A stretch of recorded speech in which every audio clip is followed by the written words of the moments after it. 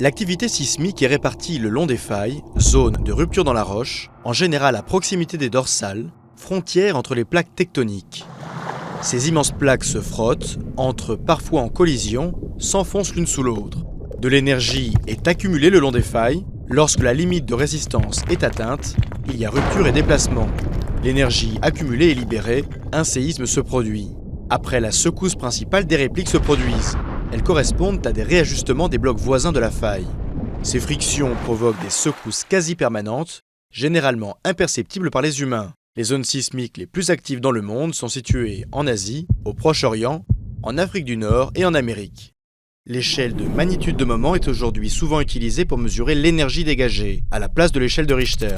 Théoriquement illimitée, elle n'a jamais dépassé 9,5 depuis 1960 au Chili. L'intensité indique les conséquences du séisme en surface. Elles sont déterminées par l'échelle macrosismique européenne qui comporte 12 degrés. D'une intensité 1, le séisme n'est pas ressenti.